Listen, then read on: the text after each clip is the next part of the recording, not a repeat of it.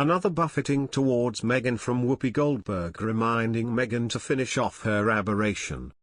During the Duke and Duchess of Cambridge's ongoing tour of the Caribbean, Whoopi Goldberg has slammed the British royal family. Whoopi Goldberg has sought an apology from the British royal family for its colonial past, stating that the monarchy cannot ignore the fact that Britain ran roughshod over India for years.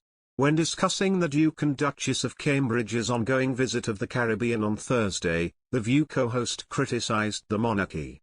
"We cannot ignore the fact that Britain ran roughshod over India for years," said the 66-year-old. "Let us not forget, when we talk about what needs to happen, all the folks that need to apologise. Listen, this is not new," the actress continued. "I suspect Charles, when he was in Barbados, in 2021, had some idea because he went on and apologised as he was releasing the hold that Britain has. So perhaps somebody is listening, and it's the new group of folks. I don't know if it's Charles, William, but one of them is supposed to be the person." Goldberg's comment came a day after Prince William expressed his profound sorrow over slavery and Britain's role in it during a speech he delivered in Jamaica. "I want to express my profound sorrow. Slavery was abhorrent. And it should never have happened," the Duke of Cambridge said during a dinner hosted by the Governor-General of Jamaica at King's House in Kingston. "While the pain runs deep, Jamaica continues to forge its future with determination, courage and fortitude," William continued. "The strength and shared sense of purpose of the Jamaican people, represented in your flag and motto, celebrate an invincible spirit." The 39-year-old also repeated words his father used in a speech he made in Barbados last year, in which he condemned the appalling atrocity of slavery, which forever stains our history. While William said he strongly agreed with his father's words, he stopped short of apologising.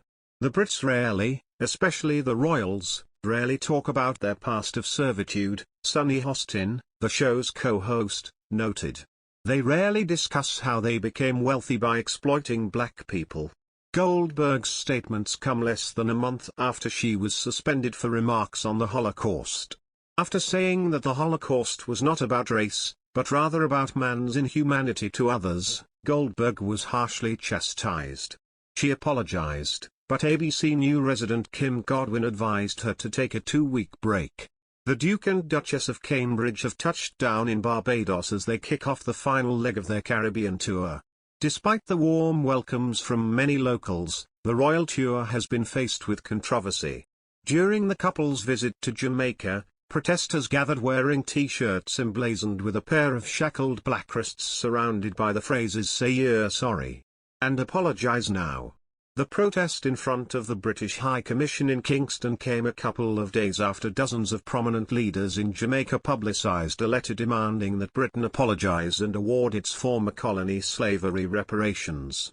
They also decried the week-long Central American and Caribbean tour that the Duke and Duchess of Cambridge embarked on Saturday, which coincides with Jamaica's 60th independence anniversary and the 70th anniversary of Queen Elizabeth II's coronation.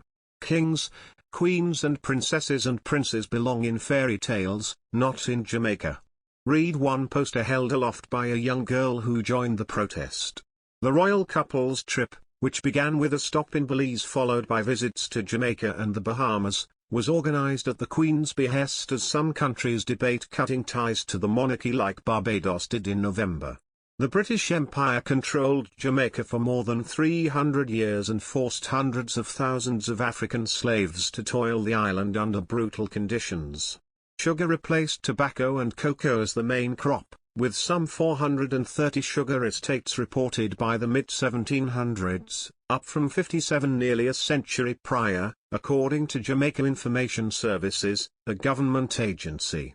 The group protesting the royal visit noted in its letter that the British raped and killed thousands of slaves as it sought an apology for 60 reasons, including for refusing to acknowledge the historic trade in Africans as a crime against humanity, and for pretending that the British led the abolition movement, when our ancestors worked, prayed and fought hard for this. It has worked.